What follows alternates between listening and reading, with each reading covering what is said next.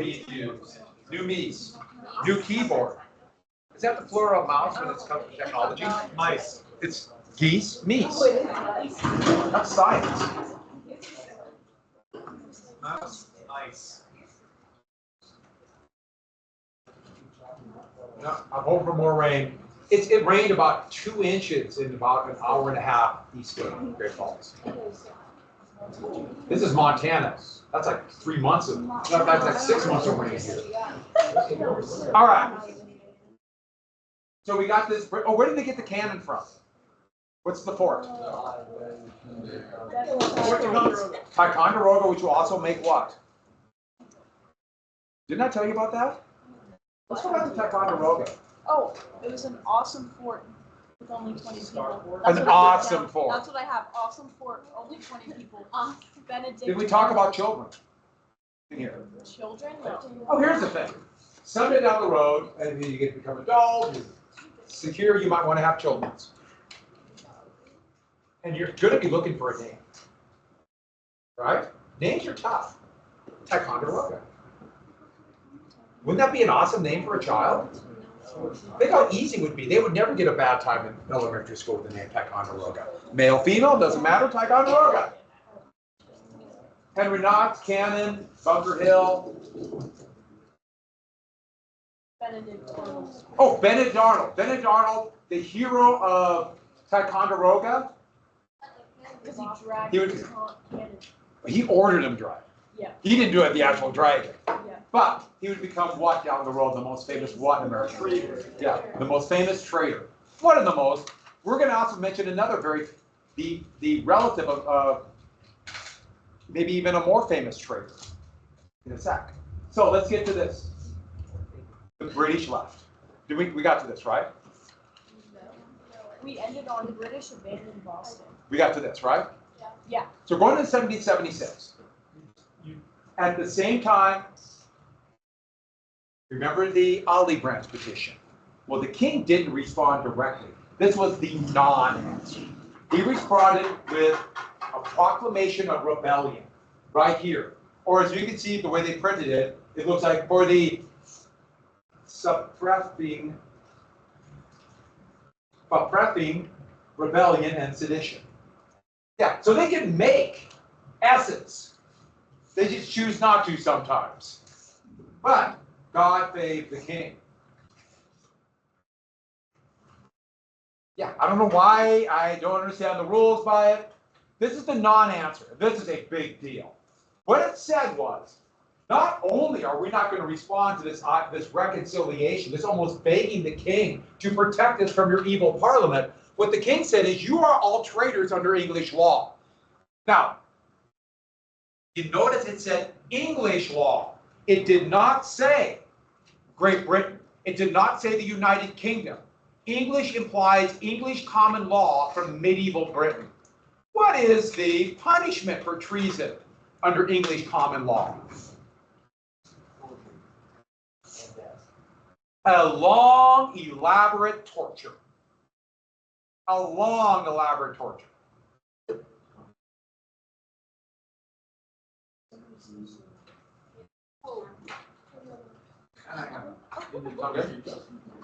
A long, painful torture. Let's discuss this torture.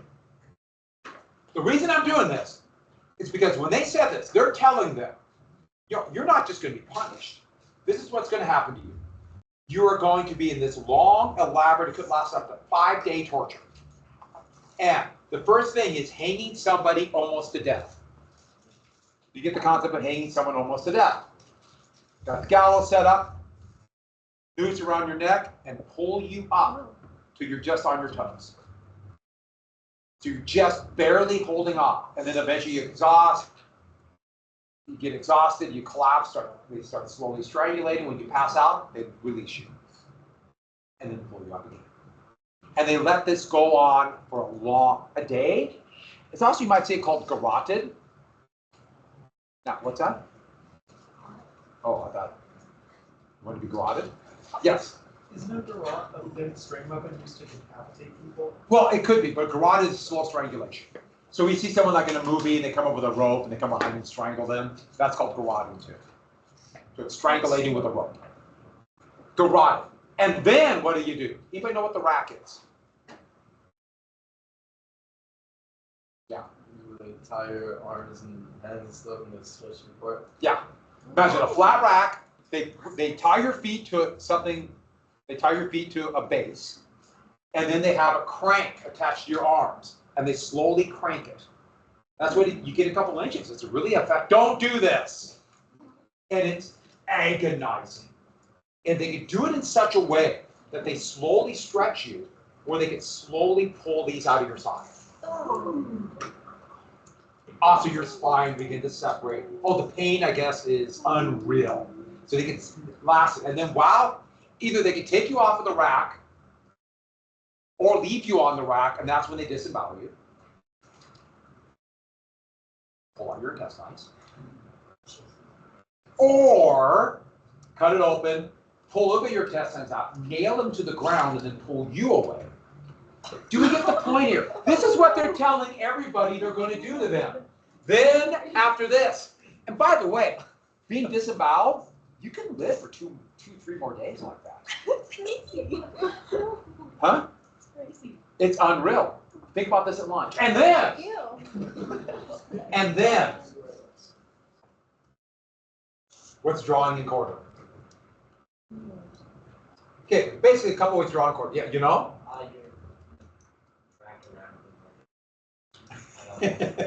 On the right track. 3 ways you can do this. So laying on the ground with, I guess now, a pile of intestines, and tie their arms out so you're kind of spread eagle on the ground. 4 men, 4 axes. Right? Or strap you to the ground, 4 ropes, 4 horses walking away slowly. Or you get sapling trees and you bend them over and then stake them to the ground and then tie a limb to each tree, cut it, and the trees go like this. What? Then they cut your head off. What? By the way, that's fatal. They cut your head off, put it on a pike, and let it be known to anybody entering the town that this is what happens to traitors. That is what they're telling the people at the Continental Congress, the people around Boston, those patriots, those people at Ticonderoga. You are going to be horrifically tortured to death. And this could take a week. Heck, the Byzantines would make it into a practice in Constantinople, and they would have like a week or 2 week long torture session of their emperors. So they really knew what they were doing. Were they really going to do this? Maybe. Yeah, maybe. And so, like, for example, the Scottish patriot William Wallace, this happened to him. There's a really bad movie called Braveheart about him. It kind of vaguely mentioned. Some of you might have seen that. Even though that wasn't Braveheart. But anyways, they showed in great detail in that movie. Yeah. No, they're not going to do this. This is one of these threats. This is what's going to happen to you if you don't give in. We will torture you to death. This is a threat. This is one of those things where they're trying to say, hey, we mean business. But nobody really believes they're going to torture these people to death. They just want to scare them so they give in. This is terror. But can you think of anything less effective? So they're going to say, we're going to torture you to death, and this arrives just after they left Boston. So you have the patriots, and they're thinking, we won, and now you're going to disembowel us? Are you kidding me? Maybe we should just declare independence. This did the exact opposite thing. Exactly. I should add, when the king sent this, the Whigs, the opposition party in Parliament, and William Pitt, who was a member of Parliament, no longer Prime Minister, the architect of victory in the 7 Years' War, he opposed. That's where he gave this speech saying that you...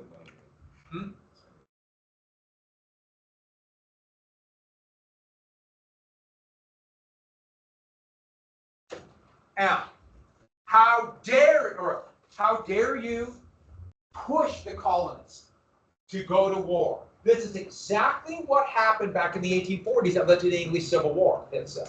And that's where he made the famous saying, we can all get rich from them, you are killing the goose that laid the golden egg. AKA, we can make so much money off the colonies, and what are you doing pushing them away? But of course he was ignored. Let's get them.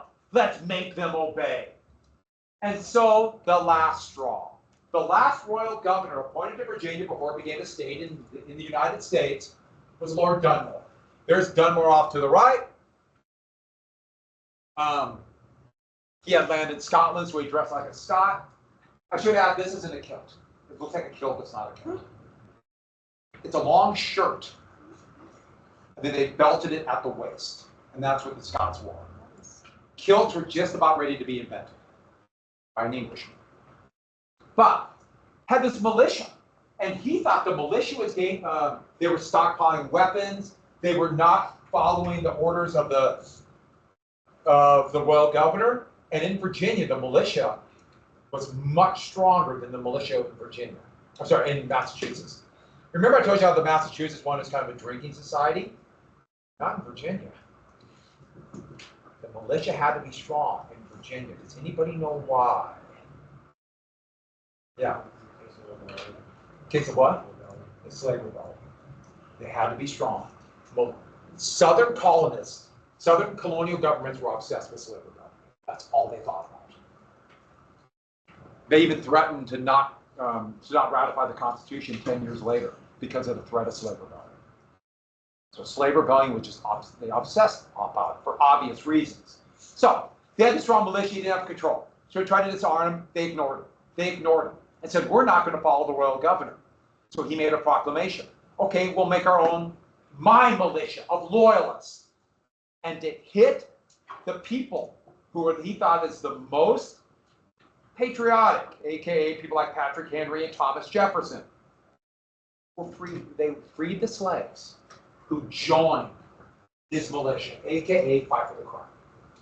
So, all right, if you won't disarm your militia, I will make my own militia, and I will use enslaved people will get their freedom if they fight for us. And this will be the last straw, especially for the South. How dare you deprive us of our liberty to have slaves?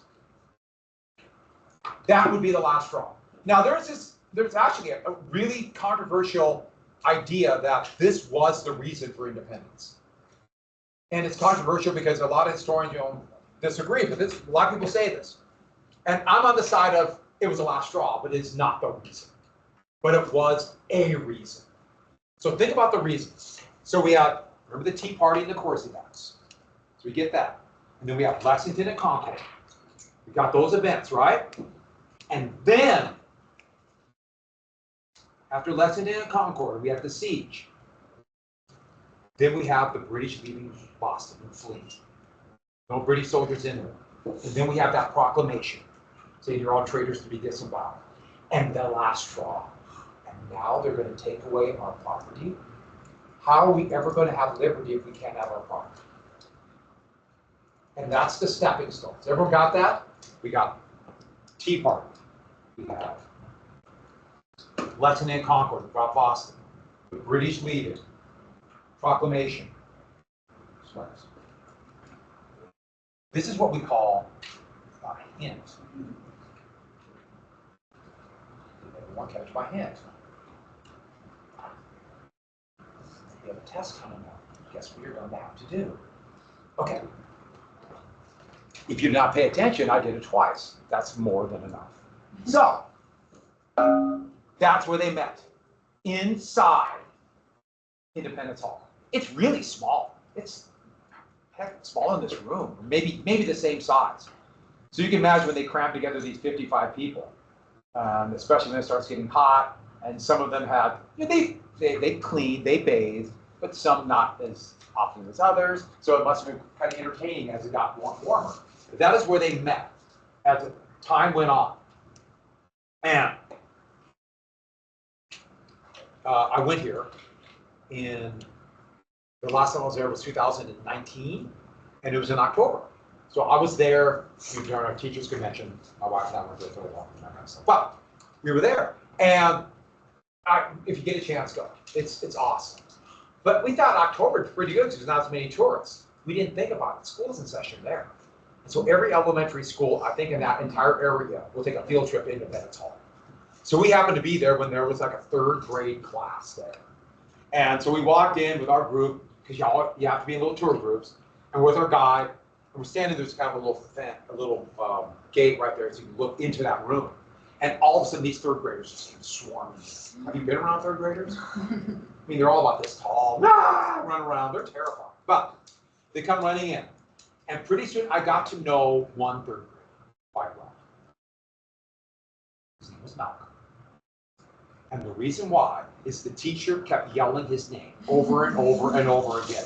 Malcolm, get back here. Malcolm, stop. Malcolm, don't climb that. Malcolm, Malcolm, Malcolm. I got to hate Malcolm. I wanted to grab Malcolm by the ankle. No, but. So one time I was standing by this and Malcolm ran in front of me, was hiding, kind of using me as a shield from his teacher. I'm like, but I didn't. I controlled myself. Malcolm's in jail. No, Malcolm's probably perfectly fine, just a rambunctious kid who I grew to hate. But pick your timing, huh? Did you want to draw and quarter Malcolm? I wanted, Wanted. I wish I could have taken Malcolm home. What? But that reminds me of one very important thing. Very important thing. Elementary school teachers have a very incredibly difficult job, and they're kind of amazing. That is just an amazing feature, how they do that. I mean, think about it. Look at this class here. Just imagine if I had to be with you people for 7 straight hours. Think how awful, I mean, great that would be. But elementary school, they can't leave. They're just with them the whole day. So they're pretty amazing. There's my, wow, elementary school teachers are amazing.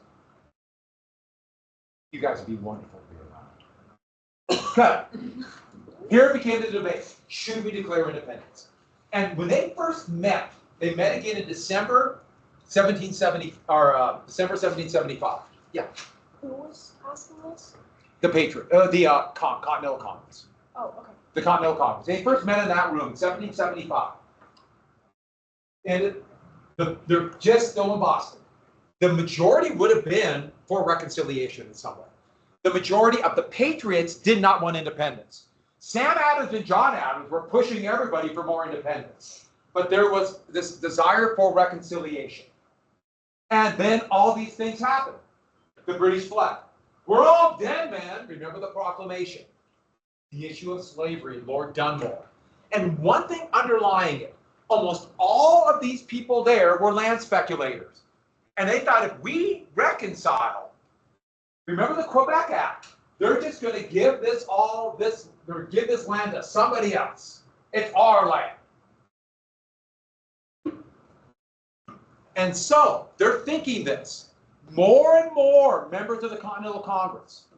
And then I should add, starting in May, working people of Philadelphia and Pennsylvania began marching around the Capitol, we call Independence Hall, demanding democracy.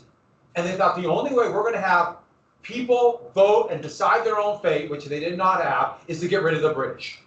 And they started demanding it, pushed by Sam and John Adams, who did not like democracy. They didn't want democracy, but they wanted independence, so they used whatever tool they had. Most of our founding fathers did not want democracy at all. At all. It would kind of be pushed on them, but then they would crack down on the Constitution, which is anti-democratic. But back to this.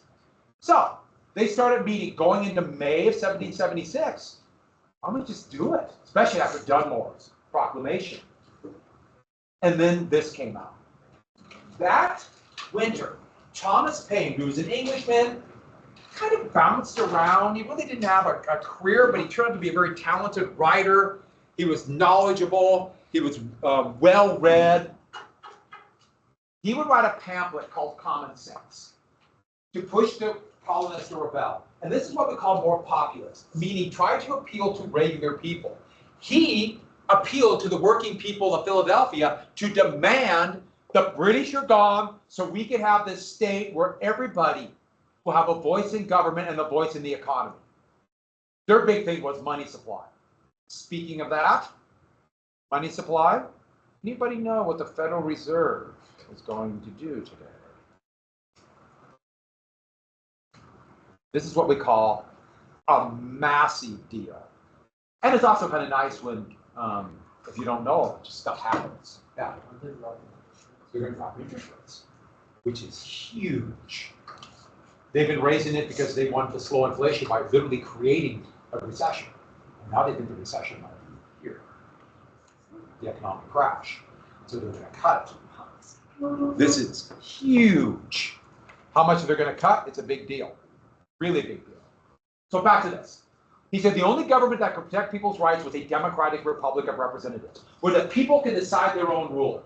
And when I mean people, I mean all people, regardless of property or wealth. He also meant women. In the colonies, some people could vote for their representatives in the assembly, and many colonies allowed women to vote for them. That would be taken away in the Industrial Revolution. We won't get to the Industrial Revolution, one of those things that changed everything. But back to this, a republic. But most people read that and they were thinking men. They were thinking men. And he also asked a very important question. Why should we follow a king? What gives a king power? They claim it's divine right.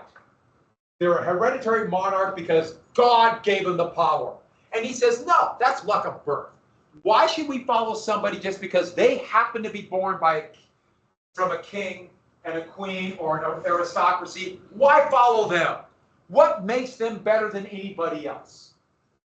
What have they ever done to become king except just be born? Now they would argue, that idea is there's somehow special from where they're born. And he said, no. That's one of the reasons why there'll be this idea in the United States, especially those people who want a democracy. It shouldn't decide who your parents are, how wealthy you are. It should be decided upon your own merit and hard work. Would that happen? Kind of. A little bit. Not as much now as it used to. But he also wanted an egalitarian state. Leveling of classes. In fact, to get rid of the gap between the rich and the poor, it's called leveling. So when the Industrial Revolution would take place and just these radical changes, this leveling of classes, of saying there shouldn't be a huge gap between the upper class and lower class, leveling will be called socialism. Not everyone equal, it's just to level the classes. But we're not to the Industrial Revolution. Well, we're just literally beginning it in Britain, no place else. Wouldn't hit the United States till after War of 1812. So he and Adams basically went together, both Adamses, Sam and John Adams, who are by no means Democrats, small d Democrats. By no means did they believe this.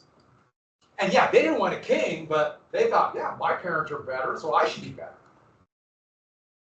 They believed there should be some kind of hierarchy based upon birth. But they had an agreement because they both wanted independence. I should add, as soon as the war ended and that whole democratic idea would be kind of squashed, Paine would be forgotten. One of the most important Americans. He would go to France for the French Revolution and thought, this is awesome. And then barely escaped with his head when the terror began. Barely escaped. So, common sense came out, and this was huge.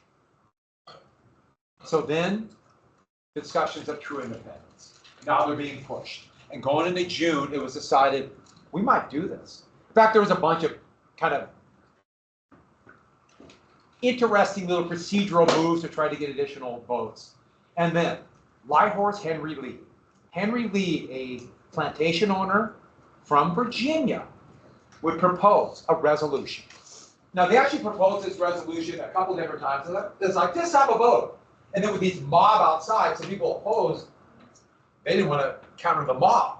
And so, there were actually 3 different votes. 7-1, with 5 states not voting, abstaining, 8-3, and eventually 12-1, with 1 state abstaining. Now, what was the vote? Why they did it? There was no set number of members of the Continental Congress. So some colonies sent more people, but every state voted as one. So all the delegates from Pennsylvania would vote independence or not independence, and whoever won that vote would get the state's vote. That's how they did it. 12-1. Henry Lee's great nephew would arguably be even a more famous traitor than Benedict Arnold. Robert E. Lee, who would become the commander of the most important Confederate army in the Civil War. Interesting place, isn't it? The guy who is the nephew of the guy who proposed independence would become a massive traitor to the country. But back to this. On Independence Day, independence is declared. And what is Independence Day? No, well, obviously it's July 2nd, Independence Day. Independence was declared on July 2nd, 1776, a day John Adams would say later on will be celebrated throughout history. Independence Day, the day the United States declared independence. I should add that almost everybody went home. They all went home. The person who beat the gavel and kind of ran the Congress, they called him a president, nothing to do with presidents under the Constitution, was John Hancock. He was still there, the rest of them went home. Now, they've already decided when they started debating this back in May, that maybe we should have a document to kind of justify this. So 5 people made up a committee picked by the Congress to write a document. And on July 2nd, Independence Day, the document was not yet ready. It wouldn't be ready for 2 more days. The scribe was frantically writing it. In fact, there are corrections on the Declaration of Independence, little carrots with that add an additional word, because they were writing it so fast they made mistakes. So on July 4th, the document was ready. So on top it says July 4th. And then they made a copy of that, sent out by printing press, was July 4th. But Independence Day, July 2nd. And this is when it's announced that statue of King George coming down in New York. A month later, the British would arrive. But that's another story. So you see right here, July 2nd, this day, the Honorable Continental Congress declared the United Colonies free and independent states. July 2nd. Does it really matter what day we celebrate? Yes. Actually, within about 4 years, everyone forgot the July 2nd. So we've been celebrating the wrong day for just a few years. You know, only 140 or 247. Yeah. At that point, why not just make it a 3-day long holiday? Second, third, and fourth. It seems like most people do. So, they don't need any help on that one. So they're going to draft this declaration. And the big reasons were, number one, to justify. Hey, we're not doing it because we're just mad at the moment. We're just not, how dare you do this? I'll show you. No, we have real concrete reasons. But the big thing is, we want allies around the world to come to our aid. They know we probably could not win unless we had allies. What country hated Britain? France. Also the Spanish and the Dutch. We can get them to join up. So, those are the 5 members right there. That's from the 1850s. They picked 5 people. The 2 first ones are the most obvious. Committee of 5, the first 2, Adams and Franklin. John Adams, Ben Franklin, they were the 2 most obvious choices. But you notice that's Massachusetts and Pennsylvania. 2 other very prominent authors were chosen. Livingston and much better known Roger Sherman of Connecticut. Oh, by the way, you see this little, a lot of you probably know this by the 2-letter abbreviations for states. What's it for Montana? Those were adopted by the post office in the 1970s. Now they just kind of became ubiquitous. I'm using them here, they weren't around then. And Adams suggested somebody else, because you notice they're all from the Mid-Atlantic or the New England. We need a Southerner. And he had read what Thomas Jefferson had written. Jefferson was a member of the Second Continental Congress, didn't really speak. He was this kind of tall redhead who sat in the back and hid. He was kind of introverted. Just didn't want to talk. But he already had this reputation of being a very talented philosopher. By the way, Jesse and Evan, so we switched. Is that okay for you? Do you mind sitting there? Or do you want to go back? That was originally yours. But we said we were going to set it up, but then Evan wasn't there. But me? Are we okay with this? Okay, we'll move. No, that's how you guys talk. I just had it. I wanted to make sure I had it set up so I could move it around. I'm probably going to be gone in a couple of weeks. No, in a couple weeks. Hey, that stock market comes through. No. And so I just want to make sure I didn't see. No, you're fine. That's good. That's no problem. Good. All right. So Jefferson. Now here's the thing. Writing this document that nobody thought anyone would care about, it's just, you know, whatever, it's just a document. And what they'll care about is the declaring independence. Isn't it ironic? Nobody knew. Actual Independence Day. So Adams and Franklin, Livingston, Sherman, they didn't want to sit in some candlelit room and write this document from scratch. They wanted to go to the debates. They wanted to go to the taverns in the evening. Think about taverns more like a restaurant, but they call them taverns. And, you know, and debate and talk, and go through this, and be there where it's exciting. They didn't want to sit in this room. So Adams went to Jefferson and said, Thomas, Adams then went to Jefferson. This is me acting. You're going to feel like you're there. Thomas, you're the smartest one of us all. You wrote the Virginia Declaration of Religious Freedom. You wrote the charter for the brand new University of Virginia. None of us are the philosopher you are. None of us can write like you. Only you can do this. You're the best of us. You should write this. And what did Jefferson think? What did Jefferson think? You're right. I am the best. And so Jefferson sat in this little room and wrote it. Well, those guys went out to debates and debated, and they thought, no one's going to remember Jefferson. So Jefferson put a little line under him. He's going to be the primary author. And for the rest of Jefferson's life, he'll make it very clear for the next 50 years, I wrote the Declaration of Independence. No, they all did. They all contributed. By the way, isn't that a clever thing? That little, you're the best. Only you can do it. Whenever anyone does that, watch your wallet. But they started writing. And Jefferson was a child of the Enlightenment. So we got to talk a little bit about the Enlightenment. For some reason, I wrote Newton twice. For some reason. But the Enlightenment comes from a few different things, but the biggie is the scientific revolution.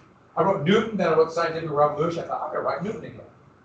I know what you're thinking. Why not Kepler? You're right. Why not Kepler? But I wrote Newton.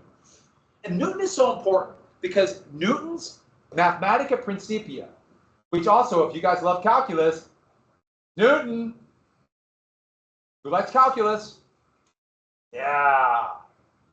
I have a math degree. Yes, I have math. I have math and history. And that's the only math I liked. And some people look at me like you're insane. Some people, yeah, I like calculus too. But calculus. But what's the theory that he's best known for? He invented gravity. Before that, people just fly out randomly. But Newton laid down gravity. Now, why is gravity such a big deal? He laid out a mathematical formula. This is really important. A mathematical formula for the universe.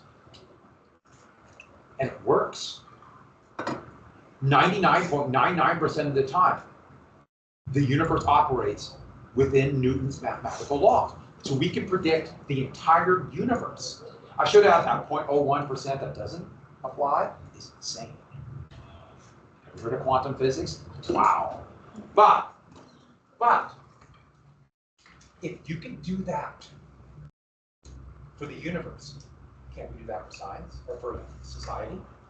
That's why Newton's so important. Newton just revolutionized thinking. And so he's building on the shoulders of other great mathematicians and other great, like, Descartes and Kepler and Galileo, but it's Newton who put it all down. By the way, Newton would become a member of Parliament and only say 4 words his entire time as member of Parliament. If you want to hear it, it's 4 words. You ready? Please close the window. That's the only thing Isaac Newton said in Parliament. That's it. Please close the window. So we can have natural laws to govern society. Can we do that? Obviously, people can be flighty, but we can organize them in such a way. They literally begin to organize cities, begin to organize things where they control people. We can manipulate them to act in a just way. And couldn't we do this for good, not just control, but to make people actually truly achieve their highest potential? And it fit in with an idea that came a couple hundred years earlier called humanism, where we were put on this planet with really big brains. And there must be a reason for that. The reason we have big brains is because we have the power over ourselves. The word for power is sovereign. So if you didn't know that, write down sovereign equals power. That's why they call a king a sovereign, because they have power. I have sovereignty over myself. I have a big brain, and it has to be for a purpose and decide. That means we decide our own fate. It's not being done by somebody outside manipulating us. It's not being done because it's just natural or fate. It's because we make decisions and we decide whether or not we will live in a tyranny or we will live in with liberty. I about said freedom, but they would have said liberty there. So that leads to a new philosophy that is almost like a religion called deism, where their belief there is a creator. Somebody must have done this, and Newton basically led to deism. And the creator basically created this universe, and that means society too. So using like a machine under Newton's laws, the universe. And the most technologically advanced, the most precise machinery in the 18th century was a pocket watch, an accurate pocket watch. It was almost impossible to make. And by the middle of the 18th century, the English made an accurate pocket watch, which revolutionized navigation, you name it. So they called it, like, the creator was a clockmaker. And so just imagine, there's nothing. And then the universe is being created. The creator goes through, does whatever, by mathematical formulas. Remember, the creator is omnipresent and brilliant. But then, if the creator made this perfect universe and gave people big brains, that means he's the creator, if it's gender. The creator has decided, I'll let them operate. So the creator sat back and flipped the switch and let the universe function and sat back and watched their creation. Saw what all the universe, including us humans with the big brains, decide to do. That means God, there's not really a God. There's a creator, and the creator does not intervene in people's lives. What does that mean towards religion? Christianity and most other major faiths, God is interactive in people's lives. In deism, no. So by definition, a true deist is not Christian. But virtually, or most of the founding fathers were deists. They were deists. Thomas Jefferson was a deist. George Washington was a deist. He never said the word God, he always said creator. Always said creator. That's deism. In the Declaration of Independence, it directly relates to deism. They say natural laws and nature's God. Yeah. So, the whole point is, we decide our own fate. Now, you can agree or disagree, but I'm telling you what many of the founders did. And I should add and then the ones who were very religious from the First Great Awakening, they're saying that we have power to decide our own fate that God gave us, and therefore we got to break away from it. So it's kind of a working hand in hand. And one more thing, do the Europeans, have they ever seen a situation where people are deciding their own fate and living the way they want? Colonies. What did they dress up as when they dumped the tea overboard? The woodland nations. I'm calling it what they called it then. The first people. They lived like this. That's liberty. We could do that, but we could do it in our civilized way. So there's an element of kind of a hierarchy. But still, that's the way they live. We could do this. So John Locke would be a major character. We're obviously not going to go to all the major features of the Enlightenment. Jefferson was a child of the Enlightenment. And Locke, that's Locke too. I should have. My nose is fairly big. He must have had what the nose. Because remember, the artist is actually trying to make him look better, so he must have had a heck of a beat. Good for him. But he is the father of liberalism. And liberalism is this concept of liberties. So when you hear the word liberal, that means to try to get as much liberty for all people. Now, of course, we can disagree what that means, and also, how does that mean for the economy and business interactions and contracts, or for that matter, rights between men and women, etc. Rights between people of different colored skin. And liberal will have a different meaning in the United States after the 1930s than it will in, let's say, most parts of the world. And his concept was of liberty are certain natural rights that everybody has. We just have what to do with our big brains. And that is the reason for government, to protect these rights. And if government does not protect these rights, change the government. And he wrote this to justify throwing out James II in England and replacing it with William and Mary I told you about before. And so I jumped the gun here. Hey, why did it turn? That's weird. So, what are the rights that Locke said all people have? He meant all people, he meant men. What rights? Anyone know? Yeah, go ahead. One's property? Yeah.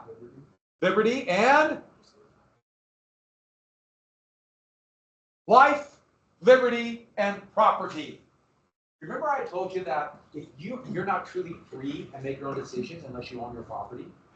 That's where that comes from. Life, liberty, and property. Who loved John Locke's writings? Thomas Jefferson. The future philosophers would say, right to property, doesn't that sound like just greed?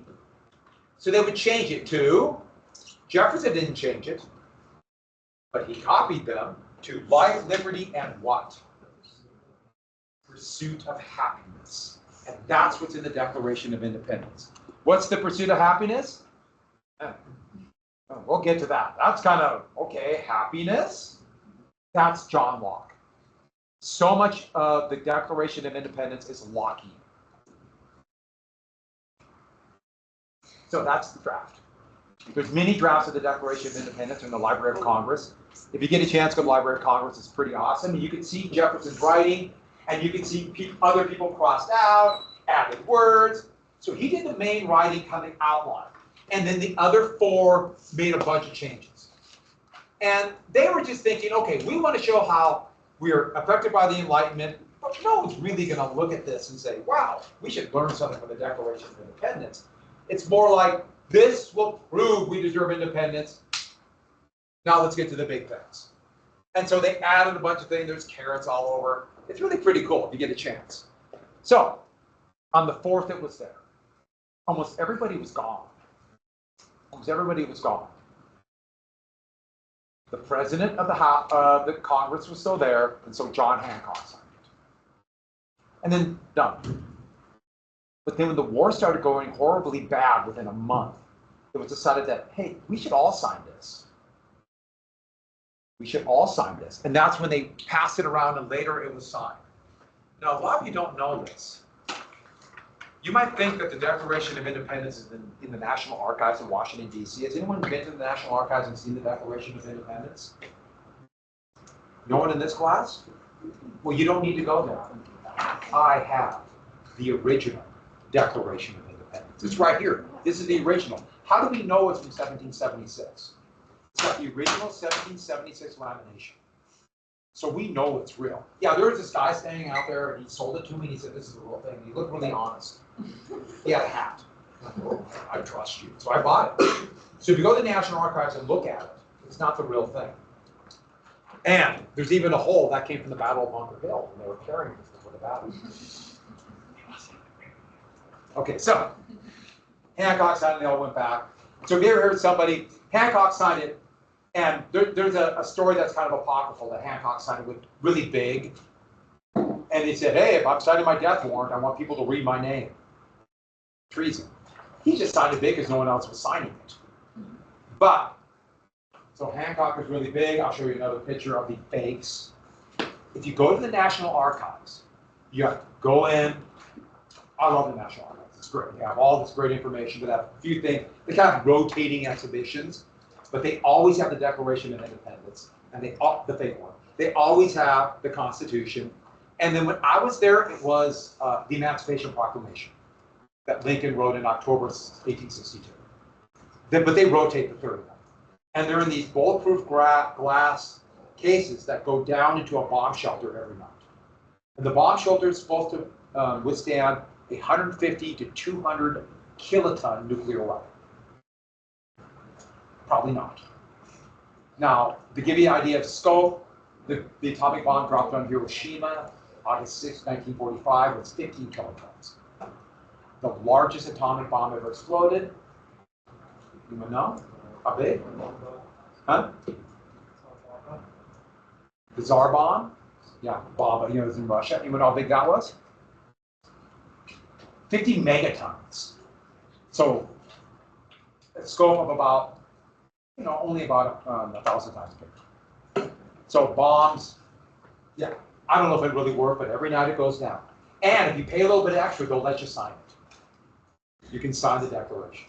So when you go there, some of the Park Service, because National Park runs it, they have a big glass case. And you kind of get in front, there's a line, there's always a line. And you kind of look at it, and there's a park ranger behind you. Move. Move. So that's about how long you get to look at it.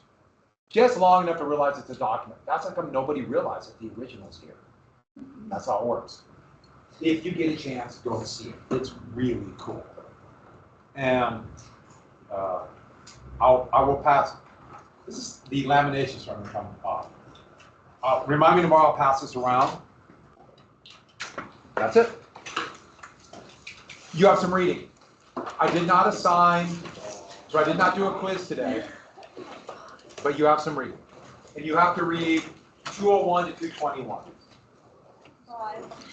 By Friday. Okay. By Friday. Sound good? Are we taking a quiz on Friday? I don't know. Well, Do you have an idea? See how tomorrow goes. Okay. I will tell you for sure tomorrow, I promise. If we do a quiz, it'll be another little 7 question. Are you gonna, is that the whole? Well, you guys are chomping at the bit to get here. What's that? Is that the whole chapter? No, no. Were you assigned the rest of the chapter Yeah. on the weekend? Sarah, where did you go? Caitlin just said they were. Oh, sorry. So, I've been filming class. Were you able to watch or keep track of the teams?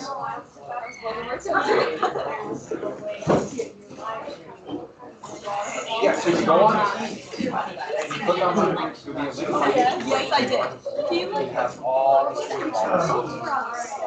And then there's a couple. I don't think there was a single good photo. I was like, Reading on there. 173, I'm 221.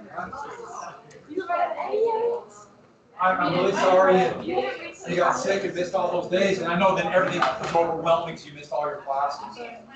I gave this review list of the test that's going to be at the beginning of next week, and I signed it. At least it's if Sam was not lying, she was here.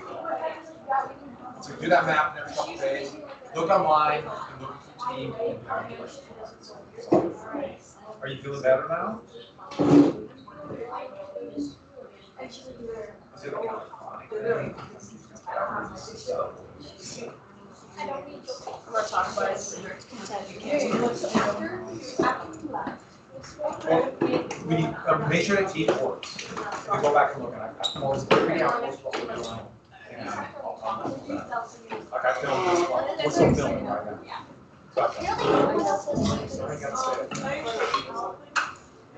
And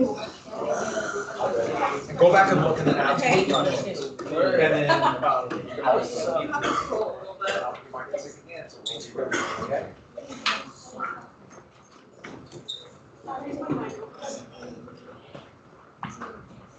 We're going off camera, everybody. He looks like a newsie. He looks like